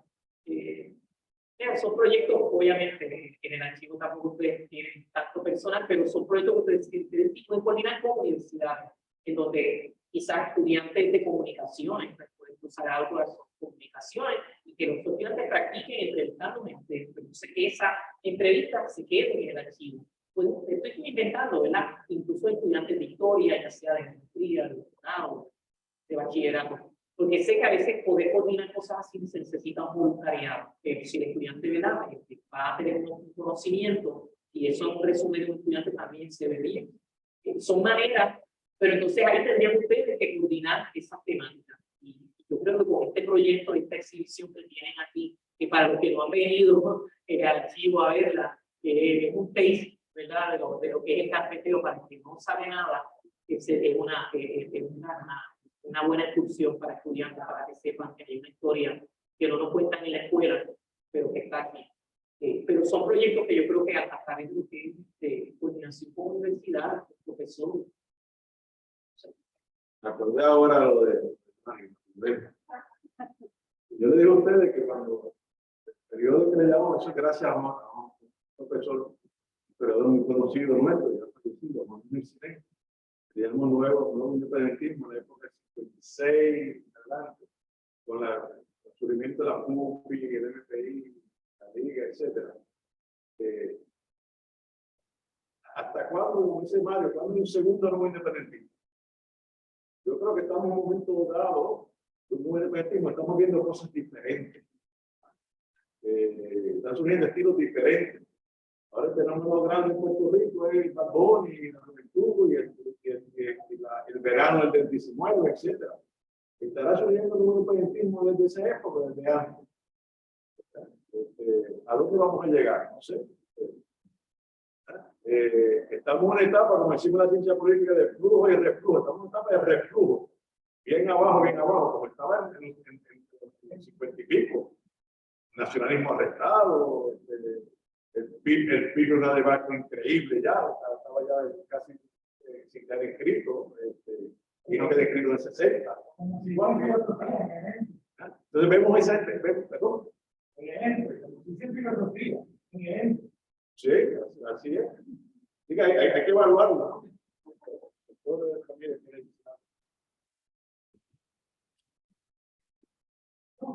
solamente quería estaba haciendo los comentarios de los profesores. Hay que comentar, ¿verdad? Hay varios tipos de universidades.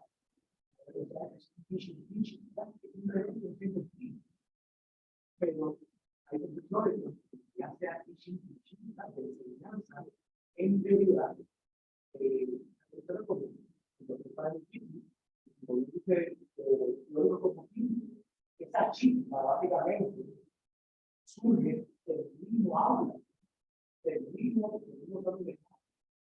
Esto es una muy importante que para continuación esta acabada de estos profesores esto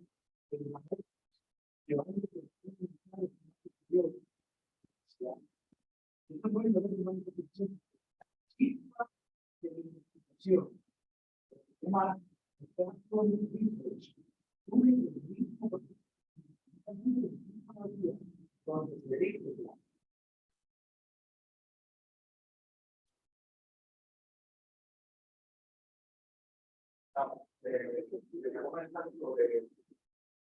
sobre la pregunta que hicieron sobre las investigaciones nuevas que están haciendo de independentismo. Yo creo que también, aparte de las carpetas que han venido aquí y otros lugares, también hay que empezar a buscar en la diáspora. Hay muchos archivos de independentistas que fueron radicados allá y hicieron mucho trabajo de campo en la diáspora. Por ejemplo, yo estudio los procesos sociales y políticos del comunismo 30 y 40. Me toca ir a Nueva York o al Instituto Hoover, porque la persecución iba en diferentes esferas, ¿no? Si éramos comunistas en Nueva York, obviamente el FBI te iba a investigar, iba directo a Hoover, y a la misma vez ellos enviaban muchas cartas, inclusive cartas entre Jesús Colón, famoso comunista allá, con el partido aquí, con Santos Rivera, que tiene una imagen allá, con César Antonio Iglesias. Que lo que pasa muchas veces, ¿verdad? Con estas investigaciones es que la información está esparcida.